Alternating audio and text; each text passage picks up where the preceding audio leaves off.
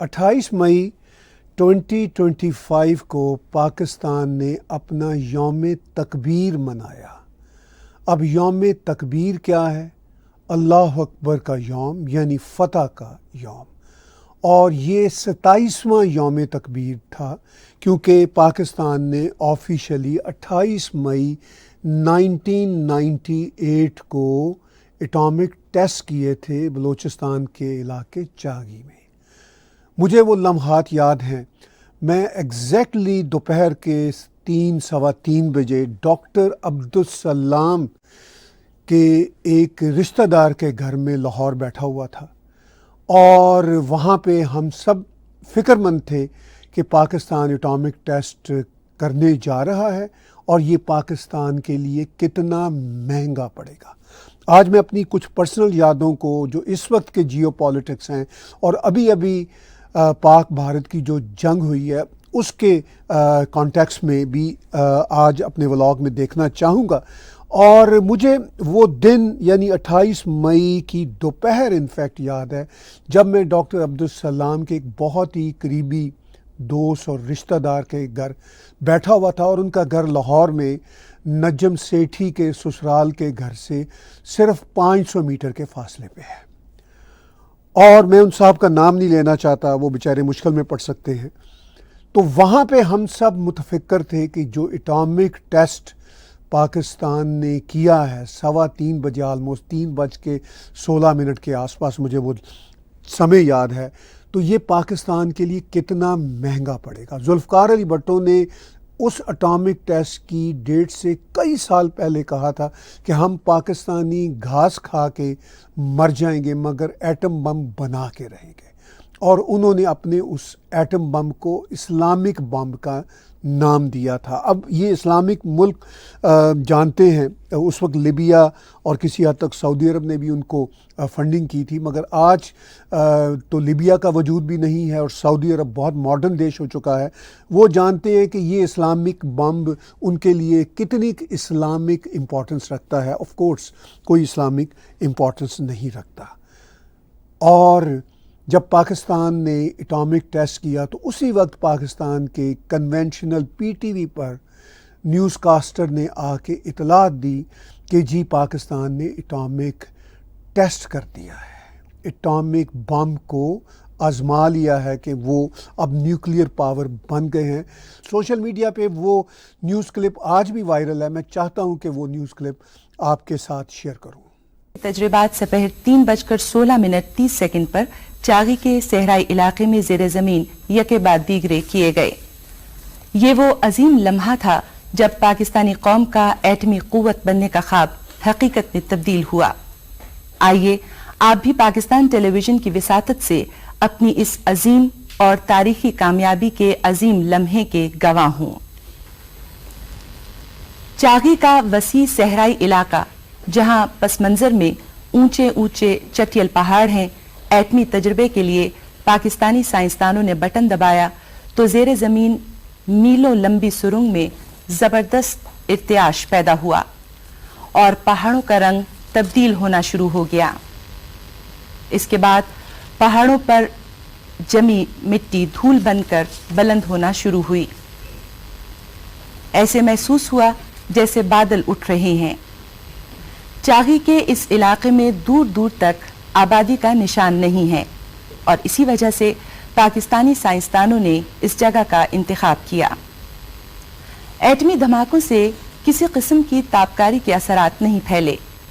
हिफाजती इंतजामात इतने मुकम्मल थे कि खुद पाकिस्तानी साइंसदान आज तक इस इलाके में रहे हैं।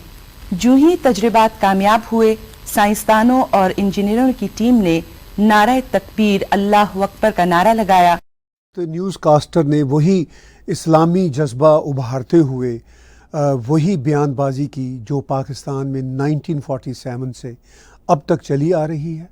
और उस एटॉमिक टेस्ट की खबर जब हमने टेलीविज़न पे लाइव देखी तो हम समझ गए थे कि पाकिस्तान के जुल्फ़िकार अली भुट्टो का जो ख्वाब था कि हम घास खा लेंगे मगर एटम बम ज़रूर चलाएंगे, यानी वो ज़रूर टेस्ट करेंगे, तो हमने आपस में कहा کہ اب پاکستان جو ہے وہ لگتا ہے کہ گھاس ہی کھائے گا، اور اب سمے نے ثابت کر دیا کہ جو پاکستان کا حال ہے وہ واقعی ہی عملی طور پر بھی ان کی غریب عوام گھاس کھا رہی ہے، اور جو ان کی ایلیٹ ہے وہ گھاس چرا رہی ہے۔ یہ ایک ہمارا ایکسپریشن ہے کہ عقل سے پیدل لوگ گھاس چراتے ہیں۔ تو یہ ہے صورتحال جو ذوالفقار علی بھٹو نے گھاس کھانے کا خواب دیکھا تھا، وہ واقعی ہی پاکستان نے پورا کر دیا۔ بھارت نے پہلے ایٹامک ٹیسٹ 1974 میں کیے تھے، اور پھر دوسرے ایٹامک ٹیسٹ انہوں نے 1998 مئی کے مہینے میں پاکستان کے ٹیسٹ ہونے سے پہلے کیے تھے۔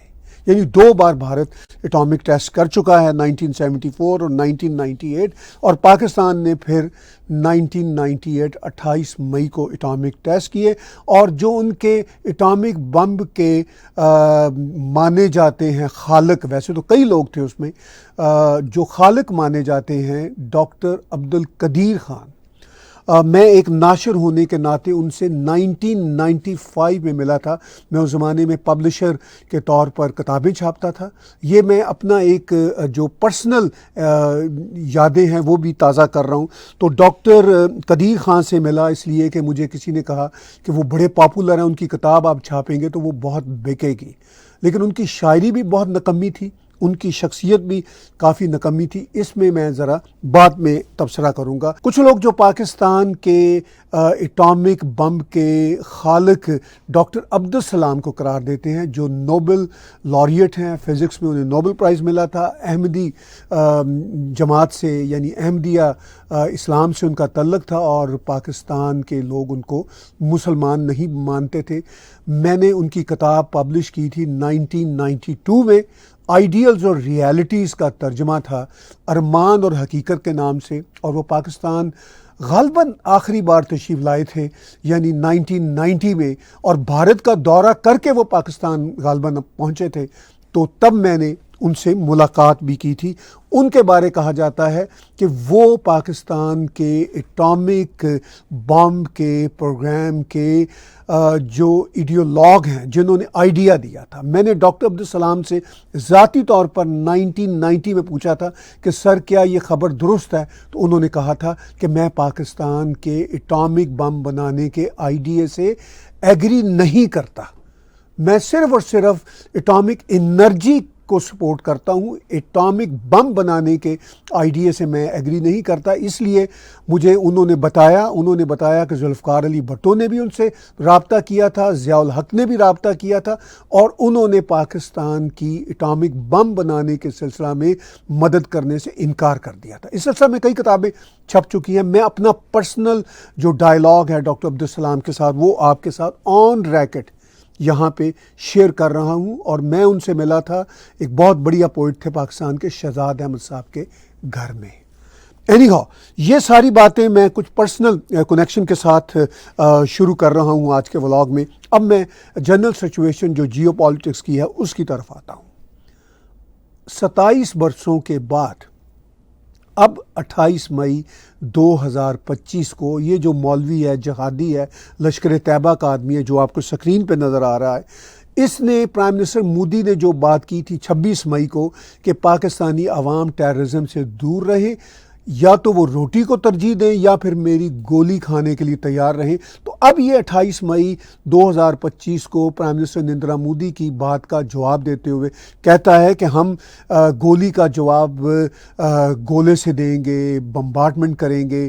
خیر، اس کی کیا اوقات ہے، کیا پدی اور کیا پدی کا شوربہ، لیکن میں اس لیے اس کو یہاں پہ مینشن کر رہا ہوں، اس کا ویڈیو کلپ آپ کو دکھا رہا ہوں کہ پاکستان کا مائنڈ سیٹ ویسے کا ویسا ہے۔ 7 مئی اور 10 مئی کی شدید ہار کے بعد بھی ویسے کا ویسا ہے پاکستان کا مائنڈ سیٹ۔ وہی جہادی، اور یہ آپ سکرین پہ دیکھ رہے ہیں کہ وہی جہادی جو پاکستان کہتا ہے کہ ہم نے ان کو بین کر دیا ہے، وہ جہادی آج بھی ان کے ساتھ تصویریں شیئر کر رہے ہیں۔ تو میں چاہتا ہوں کہ گولی کے جواب میں پرائم منسٹر مودی نے جو گولی کا ایک اشارہ دیا تھا، وہ اب کیا کہتا ہے۔ ایز یوزول پاکستان کا جو جہادی ریٹرک ہے اس کا سن لیجئے، اس مولوی کا جو لشکر طیبہ سے تعلق رکھتا ہے، لشکر طیبہ کا نام بھلے سے نہ ہو، کیا فرق پڑتا ہے؟ ویڈیو کلپ آپ سنیے۔ اپنے دشمن کو پیغام دے رہے ہیں کہ ذرا دھیان سے یہ بات سننا، ذرا غور کرنا، تم ہمیں اپنی گولی سے ڈراتے ہو، مودی ہم تجھے واضح پیغام دیتے ہیں، ہمارے تو بچے تیرے میزائلوں سے نہیں ڈرے، ہم تیری گولی سے کہاں ڈریں گے۔ تو لاہور اور مرید کے قریب گجرانوالہ شہر میں یہ ایک جلسہ کر رہے ہیں لشکر طیبہ کے سارے ورکرز۔ نام تو لشکر طیبہ کا نہیں، اب مسلم لیگ کا نام اس میں لگایا ہوا ہے۔ نام سے کیا فرق پڑتا ہے؟ وہی لوگ ہیں، وہی چہرے ہیں، وہی مینٹیلٹی ہے، وہی آئیڈیالوجی ہے، وہی نفرت ہے اور وہی ان کا طریقہ کار ہے۔ آپ دیکھ رہے ہیں اسکرین پہ تکبیر کانفرنس 28 مئی 2025 کو یہ بھی مال روڈ میں ہوئی اور اس کے بینرز چل رہے ہیں اور ان پہ آپ دیکھیں گے انٹرسٹنگلی وہی بنیان منحوس یعنی بنیان مرصوص کا چل رہا ہے۔ تو یہ وہ سارے کے سارے کریکٹر ہیں جو آرمی چیف کے ساتھ ان کی پکچرز لگی ہوئی ہے، آرمی چیف ان کو روک نہیں رہا، پھر آرمی کہتی ہے ہمارا تو ان سے کوئی تعلق نہیں ہے۔ اگر تعلق نہیں ہے تو یہ کیسے بینرز لگ سکتے ہیں لاہور میں، کراچی میں، گجرانوالہ میں، راولپنڈی میں؟ یہ کیسے بینر لگ سکتے ہیں جب پرائم منسٹر مودی پھر کہتے ہیں کہ بھئی آپ کی اسٹیٹ مشینری اور نان اسٹیٹ ٹیررسٹوں میں کوئی فرق نہیں ہے، وہ ایک ہی ہیں۔ تو یہ ثابت ہو رہا ہے ان کے جو بینرز چل رہے ہیں، جو بل بورڈ چل رہے ہیں، ایک طرف جرنیلوں کی پکچرز لگی ہوئی ہے، ایک طرف ان جہادیوں کی پکچرز لگی ہوئی ہے۔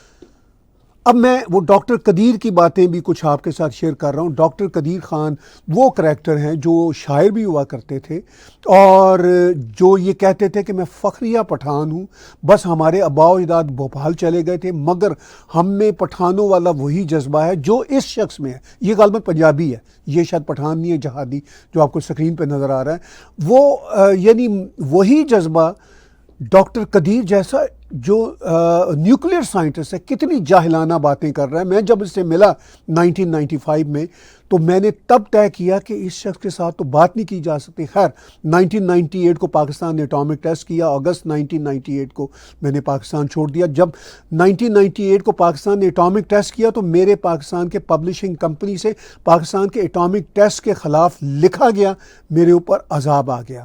پھر اس کے ساتھ ساتھ میں نے جو ایک بک پبلش کی تھی پاکستان میں انٹیلیجنس ایجنسیوں کا سیاسی کردار، 93 اور 94 میں اس کے کئی ایڈیشن شائع کیے، انہوں نے بھی میری زندگی کو عذاب میں ڈال دیا۔ I left Pakistan for ever in August 1998 and never went back to Pakistan and had no intention going back to Pakistan till my last breath. یہ میں بھی انڈرٹیکنگ دے رہا ہوں۔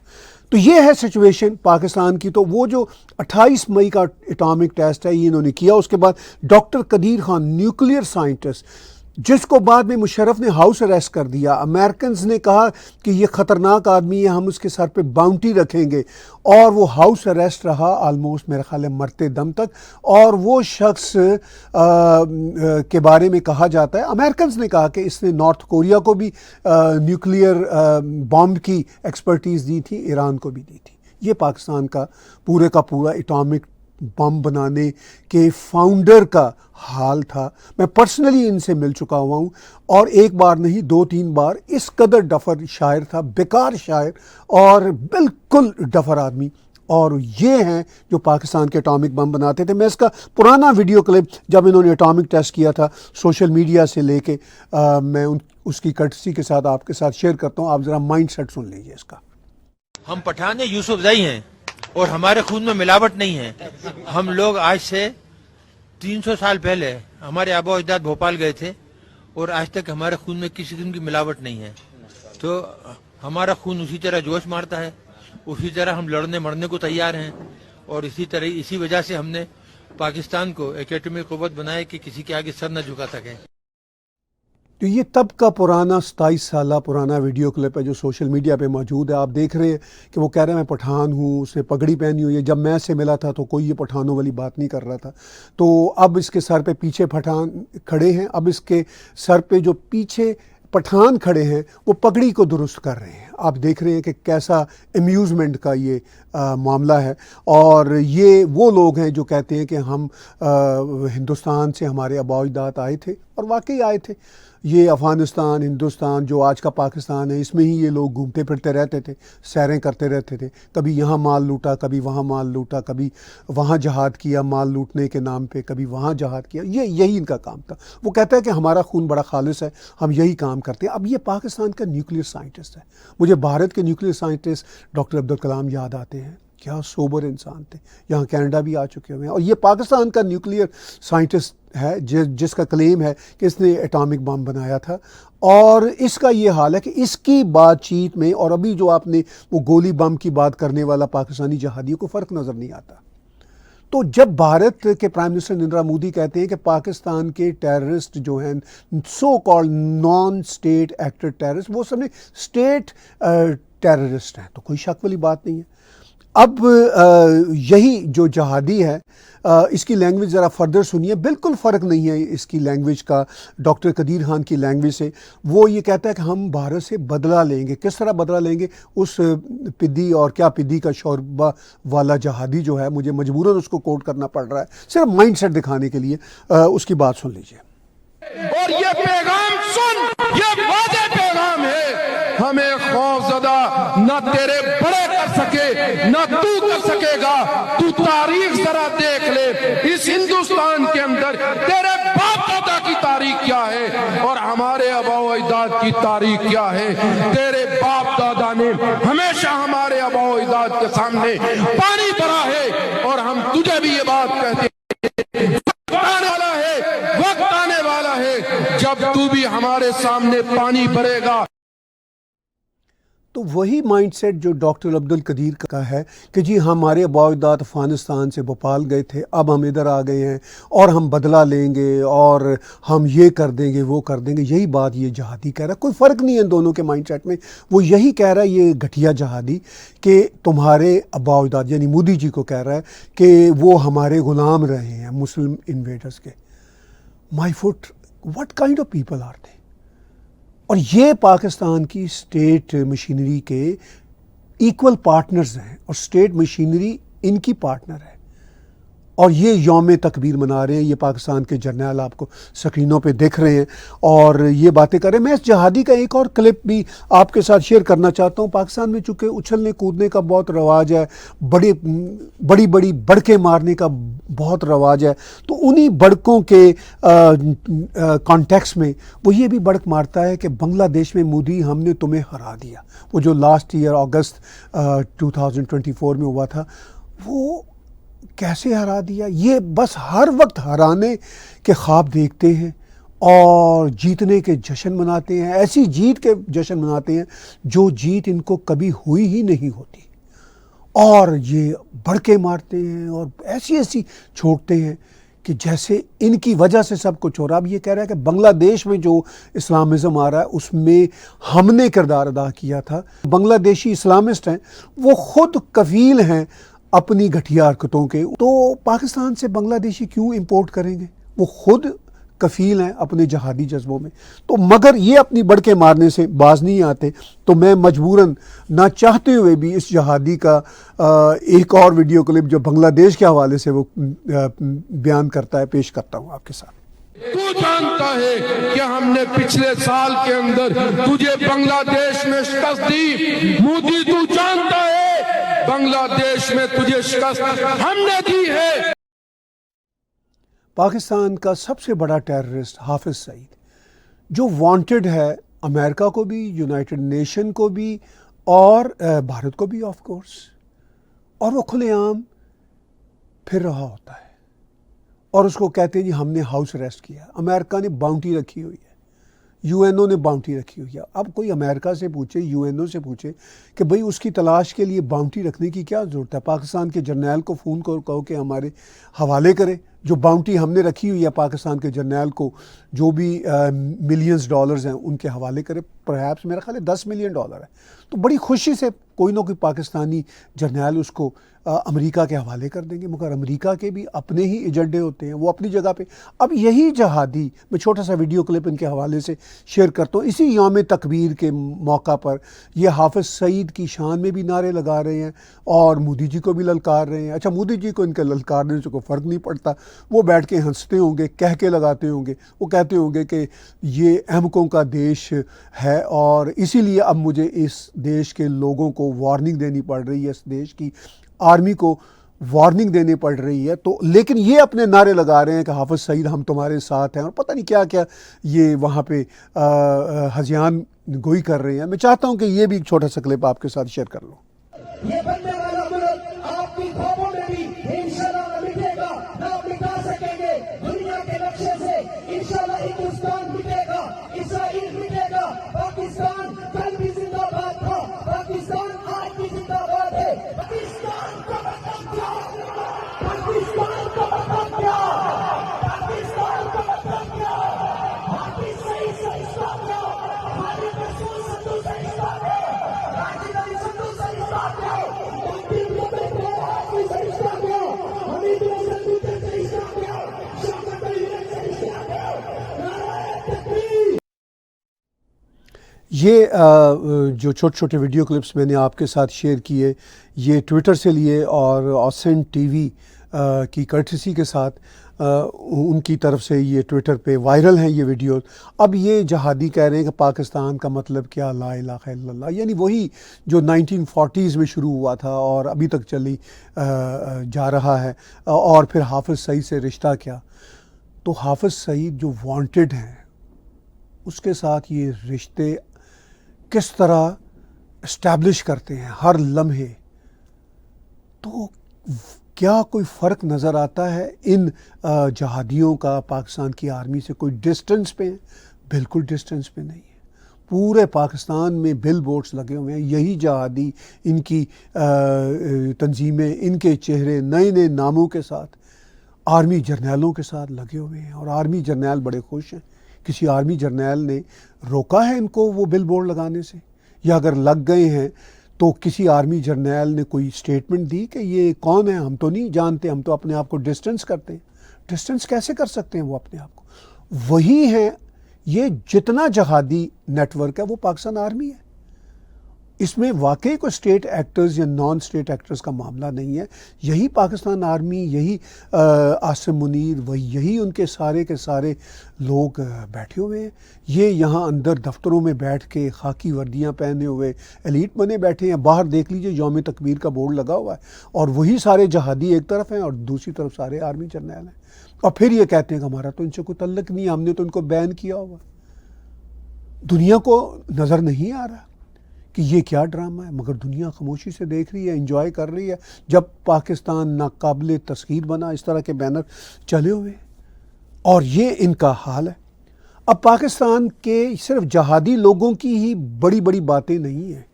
پاکستان کا جو پرائم منسٹر ہے وہ بھی ان سے کم نہیں ہے.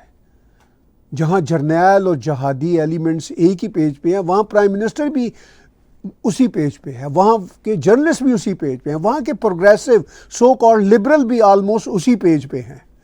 یہ تو بات اب ریسنٹلی ثابت ہوگی. جن لبرلز اور پروگریسو کو ہم اپنے ٹیلی ویژن پہ جگہ دیتے تھے، ہمارے ٹیلی ویژن پہ وہ آ کے شو کیا کرتے تھے، وہ سارے کے سارے ایکسپوز ہو گئے.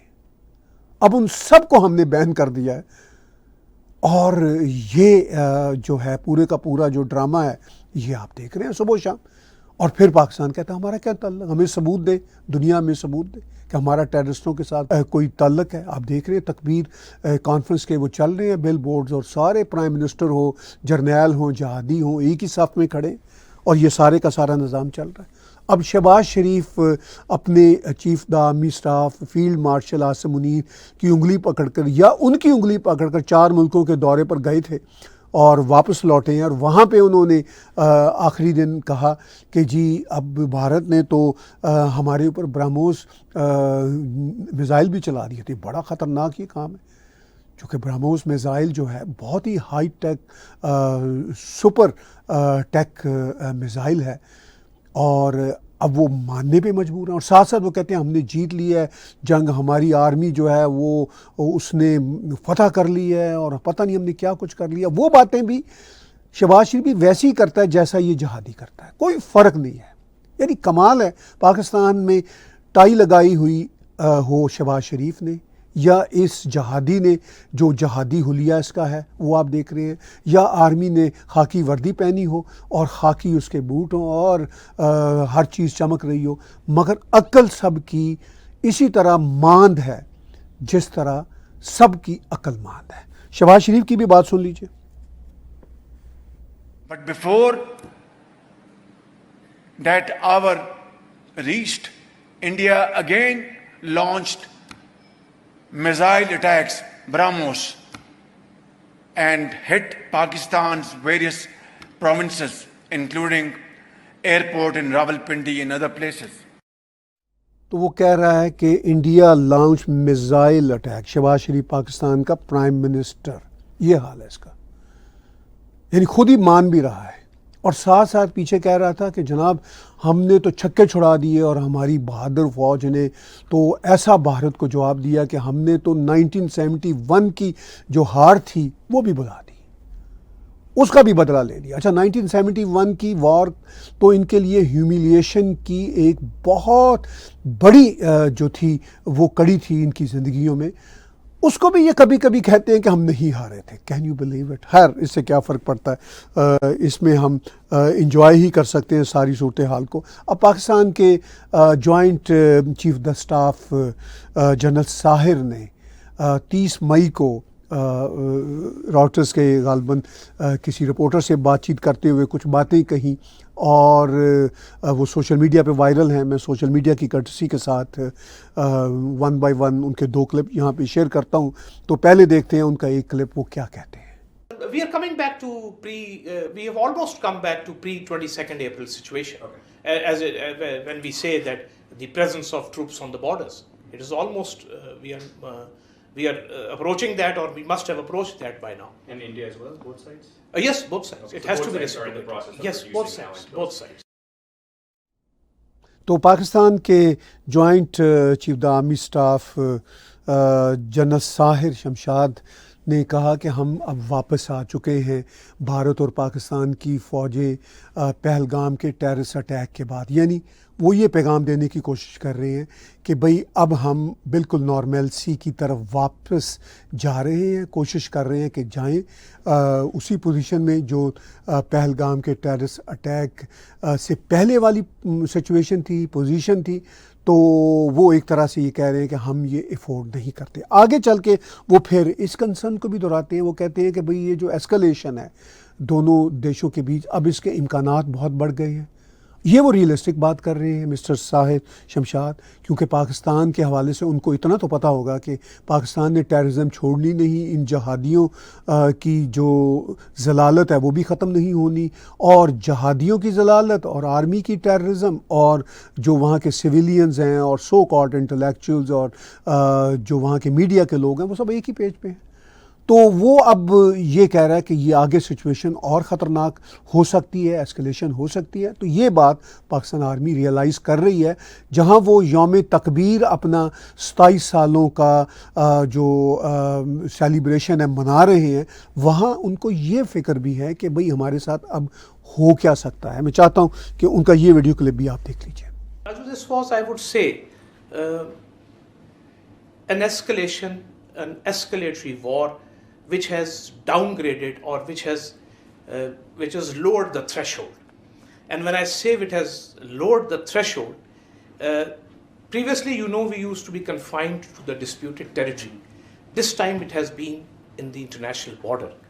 And now in the future even, it will not be restricted to the disputed territory. It would come down to whole of India and whole of Pakistan. Rather, the cities were targeted first and the international border and the line of control were targeted later. So this is a very dangerous trend. And it will affect, I would say, the investments, the trading, and even the potential of 1.5 billion people who are there. Pakistan کا یہ army general جہاں پہ مان رہا ہے کہ اب escalation کے جو چانسز ہیں وہ اور بڑھ گئے ہیں، کیونکہ ان کو پتہ ہے کہ ان کی حرکتیں تو رکنی نہیں، ٹیررزم کا کوئی نہ کوئی ایکٹ ان سے ہو جانا ہے. تو پھر وہ ساتھ ساتھ یہ بھی کہہ رہا ہے کہ اب یہ ڈسپیوٹڈ ٹیریٹری نہیں ہے صرف دو دیشوں کے بیچ، یہ اب انٹرنیشنل بارڈر بن چکا. اچھا، یہ پاکستان کی ایک بہت بڑی یہ خواہش ہے کہ کسی طرح سے اس کو انٹرنیشنلائز کر سکیں. اور ابھی بھی جب یہ پہلگام کا اٹیک ہوا، اس کے بعد یہ ساری کی ساری ٹینشن ہوئی جو اینڈڈ اپ ان اے وار، تو اس کے بعد پاکستان کا یہ پوائنٹ ہوا ہم نے انٹرنیشنلائز کروا دیا کشمیر کے معاملہ کو. بھئی انٹرنیشنلائز تو آپ ہر بار کرواتے ہیں، ہر ٹیررزم کے بعد کشمیر کا نام آتا ہے دنیا کے میڈیا میں، دنیا کے ورلڈ لیڈرز کی زبانوں پہ. تو کیا آپ سمجھتے ہیں اس طرح وہ انٹرنیشنلائز ہو جاتا ہے؟ اس طرح وہ انٹرنیشنلائز تو نہیں ہوتا، نہ ہو سکتا. پھر پاکستان نے پچھلے دنوں ایک حربہ اور اپنایا، پہلے بھی وہ حربہ اپنا چکے ہیں. یہ حربہ تھا کہ جی کشمیر میں صرف اور صرف بھارت اور پاکستان ہی پارٹیز نہیں ہے، چائنا بھی پارٹی ہے. اب چائنا والے کھل کے کہیں نا کہ ہم پارٹی ہیں، تو پھر بھارت اس کے مطابق ان سے بات کرے گا. اب چائنا والے شاید ان کو کہہ دیتے ہیں تم یہ کہہ دو، یا یہ بول دیتے ہیں، چائنا والے چپ رہتے ہیں. تو اس طرح تو یہ ٹرائی لیٹرل مسئلہ نہیں بن سکتا.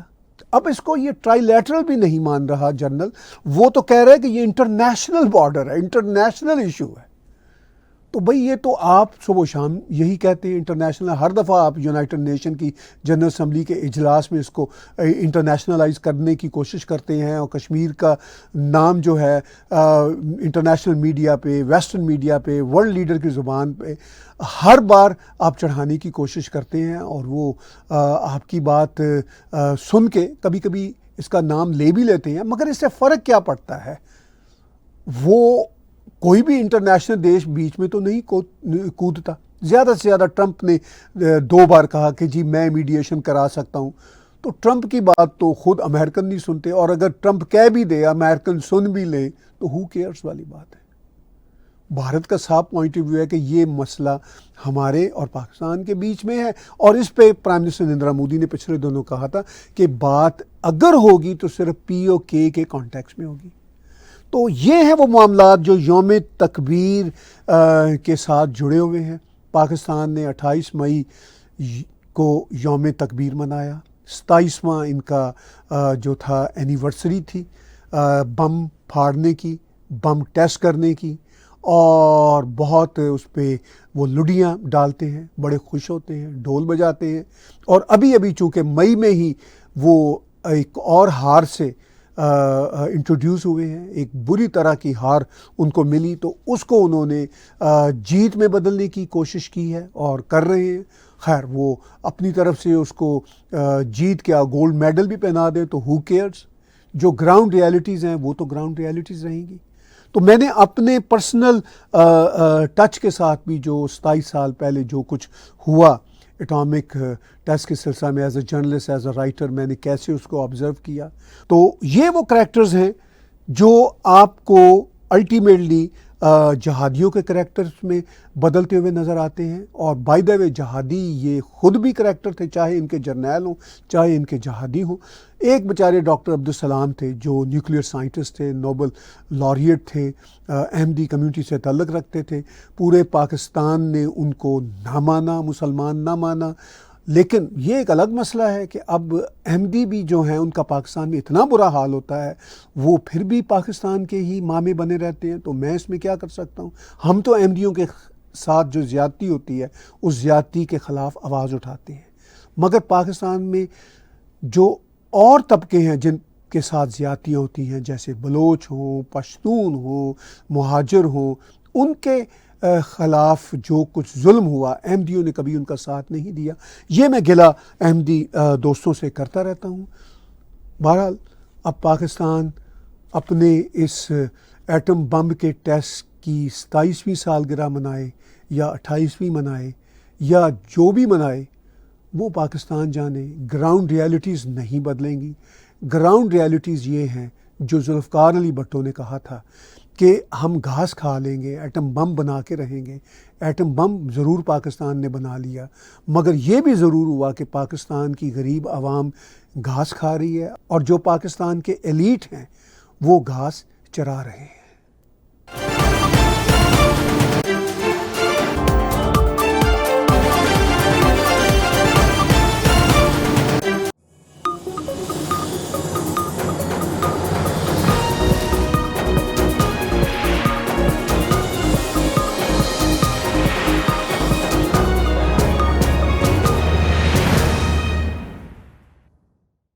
Subscribe TAG TV YouTube channel and press the notification button.